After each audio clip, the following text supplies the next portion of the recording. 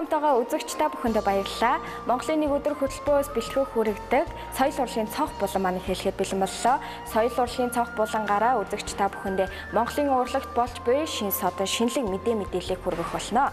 Ингээд өнөөдрийн дугаараар Дүрслэх урлагийн сургуулийн багш дэд профессор Содном Цэрэнгийн уран бүтээлч болох замд номын нээл боллоо. Мөн шав нартайгаа хамтарсан уран зургийн үзэсгэлэн энэ сарын 14-нд Blue Moon Art Gallery-д нээлттэй хэлээ.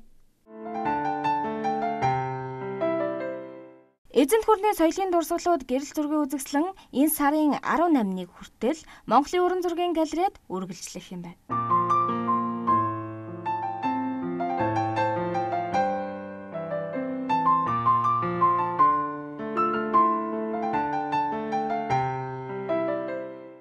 Би бол яг 63 онд одоогоос яг 50 жилийн өмнө Дүрслэг одоо хөгжим бүжгийн зунд сургуулийн уран зургийн ангид орсон. Тэгээ энэ жил бол яг 50 жил болж байгаа. Тэгээд одоо 50 жилийнхаа ойн дээр энэ үзэсгэлэн гаргаад тэгээд одоо энэ шавнырынхаа оюутан цагийн бүтээлээр ийм ном хийгэлээ. Хийсэн номынхаа нээлтийг давхар хийж байгаа. Тэгээ энэ ном бол одоо залуу зураачид нарт бол маш их хэрэгтэй ийм ном болсон гэж ойлгож байгаа. Тэгээд энэ ном бол юу гэхээр зэрэг ер нь хүн бол нэг сургалт гэхтэл бол нэг завгарт орох хэрэггүй. Би бол сургалтыг мэдээ чөлөөтэй хийдэг байсан, явуулдаг байсан л да. Тэгээд ерөнхий бол нэг сургуулийн нэг стандарт програмын баримт цэцгээд тэгээд цаашаа бол хүн бүрийг өөрийн л хөгжүүлнэ. Тэгэхээр зэрэг энэ номон дээрээс бол тэр нь бол ойлгомжтой харагдаж байгаа. Тэгээд номынхаа ард юу гэхээр зэрэг тэр орчин үеийн барууны одоо хөгжилтэй орнуудын зураачдын бүтээлтэй танилцах өргөн боломж олдож байгаа. Тэр ард нь бол хүмүүсийн нэрс тавьсан. Тэр нэрсээр ороод үзэхдээ юугаар одоо цахим сүлжээгээр ороод үзэхдээ тэр зураачийн тухай ойлгох заавна. Тэгээд дэрийг бол англи хэл дээр юм уу орос хэл дээр хоёр давхар үзүүл их ойлгомжтой болох байх гэж бодож байна. Нэг нь бол энэ миний ард байгаа энэ зураг энэ нь бол нөгөө ерөөсөө тийм хийсгэр зохиомж байгаа.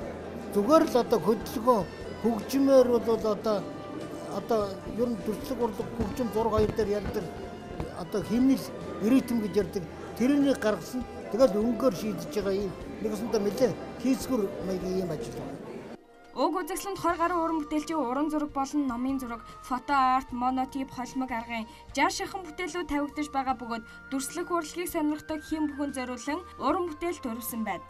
Тэгээ энэ өнөөдөр багшийн маань номын гаргасан номынх нь баярын нээлт бас төсөвчтэй үзэсгэлэн болж байна л да. Багш маань багшлах хугацаанд нийт 4 анги төгсгсөн байт юм байна. Тэгээд ер нь одоо бидний өнөөдрийн төсөвчтэй үзэсгэлэнгээс харахад тэгээ нэг багшийн одоо тий гарын шавнар гэдэг утгаараа нэгдүгээр онцлог тэгсэн хэрнээ тий бүгд өөр өөр ингэсэн тий нүүр төрх одоо танигдахаар болсон гэдгийг бол энэ бүтээлүүдээр харагдаж байна л да. Тэгэхээр энэ маань ерөнхийдөө нэг талдаа төгсөгчдийн тайлан үзэсгэлэн нэг талдаа бас багшийн бас өөрийнх нь тий гарын шавнар нь өнөөдөр юу хийж бүтээж явж гинэ төгсгсөн хүмүүсүүд нь тий сургасан хүмүүсүүд нь юу хийж явж гин гэдгийг бас харуулсан тайлан үзэсгэлэн болсон. Уран бүтээлч болох замд номонд өөрийн олон жилийн сургалтын өвөрмөц арга барил, ууггүй судалгаа, шинжилгээний үр дүн, шав нарынхаа оюутан ахуй цагаас эхлэн эх орныхоо нэрийг дэлхийн тавцанд гаргах хүртэл уран бүтээлүүдээр нь төлөөлүүлэн цэгцтэй тайлбартаагаар хүргэсэн байна. За Содон Цэрэнгээ бол зүгээр өөрийн биеийн байдлаар жижиг орон зай эзлэвчиг, бэлгэн ухаантай, бэлгийн хараатай, орчин дэлхий дээр том орон зай эзэлж байгаа хүмүүдэг нь энэ зургийн үзэсгэлэнгээс харагдаж байна. Өөрийн бүтээлээс гадна шав нарын одоо бүтээлүүдийг сонин шийдлээр хийсэн их одоо амьдралыг сонин өөр өнцгөөс харсан орчин үеийн чиглэлийг их тусгасан тийм ээ хуучин уламжит чиглэлээс арай жоохон ондоо залуучуудын сонирхлыг татсан ийм сонин хачин үзэсгэлэн байна гэж ойлголоо. Содон багштай улам их амжилт хүсье. Шав нар нь одоо уран зургийн их нэрт төлөөлөгчд болох найдвар байна гэж би итгэж байна. Сонирхолтой номын нээлт өвөрмөц шийдэлтэй уг үзэсгэлэн Содном Цэрэн багшийн 70 насны ой болон Монголын урчуудын эвлэлийн 70 жилийг тохиолдуулан 2012 оны 10 дугаар сарын 10-нд Монголын урчуудын эвлэлийн арт галерейд нээсэн Миний ертөнц 2 үзэсгэлэнгийн үргэлжлэл бүхий цогц үзэсгэлэн болж бугаараа онцлог юм байна. Дашрамт хэлэхэд уг үзэсгэлэн 3 дугаар сарын 19 хүртэл Blue Moon Art Gallery-д үргэлжлэнэ. Бид Бидэнтэй хамтаага үзэгч та бүхэндээ баярлалаа. Соёл урлагийн цонх болон үргэлжилж байна. Эзэнт гүрний соёлын дурсгалууд гэрэл зургийг үзэсгэлэн энэ сарын 18-ны дуустал Монголын уран зургийн галерейд үргэлжлэх юм байна. Уг үзэсгэлэнгээс хийсэн сурвалжлагыг үзэгч та бүхэндээ төлөвлөе.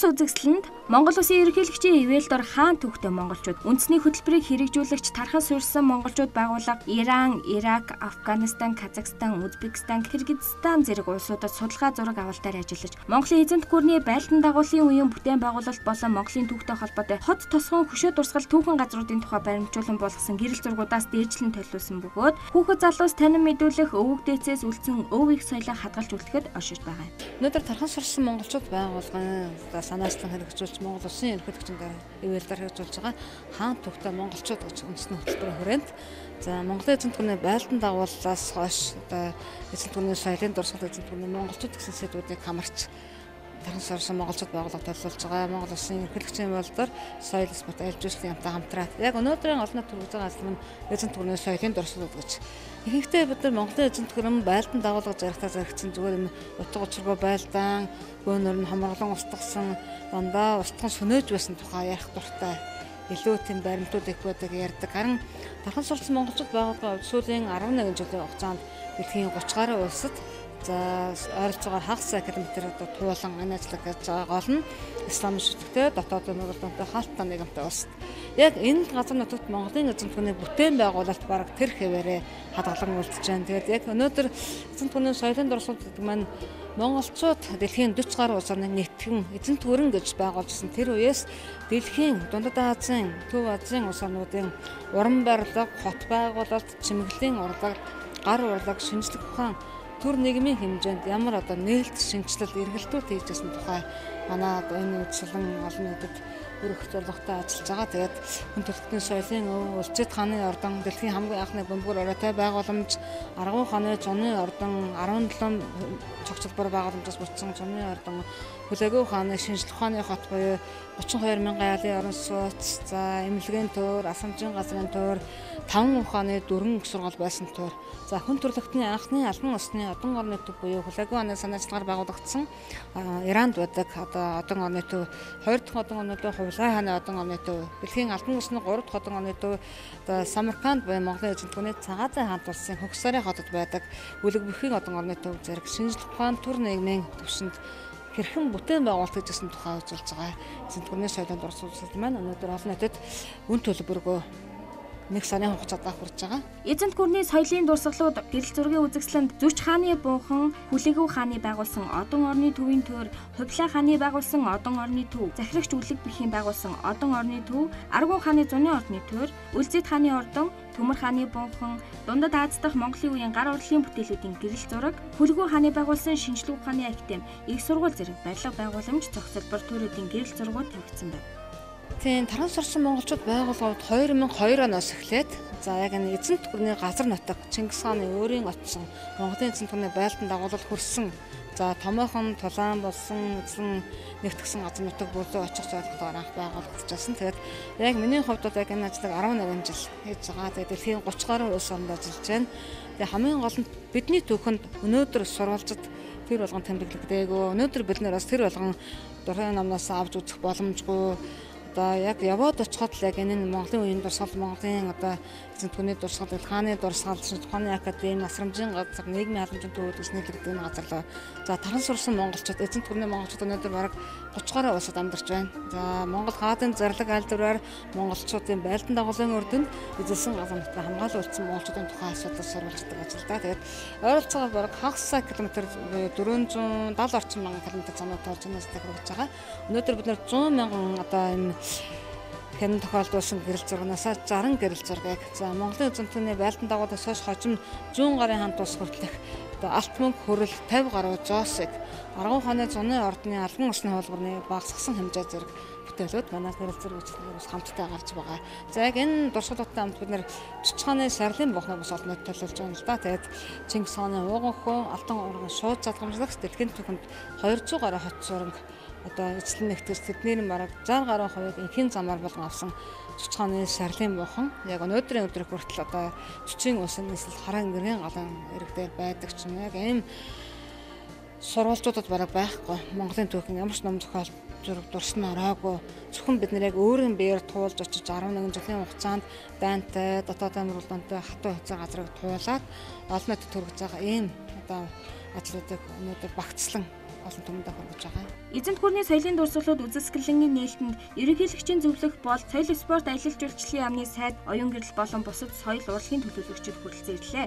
Уг үзэсгэлэнг Монгол Улсын ерөнхийлөгчийн тамгын газар, Монгол Улсын засгийн газар, соёл спорт аялал жуулчлалын яам, тархаас суурсан монголчууд төрийн бас байгууллага хамтран зохион байгуулж байна. Бидний бэлтгэсэн соёл урлагийн мэдээлэл үзэгч та бүхэн таалагдсан гэдэгт итгэлтэй байна. Ирэх 7 хоног чин садан шинэлэг мэдээлэлтэй эргүүлцгаая. Монголын нэг өдөр хөтөлбөр үргэлжилж байна.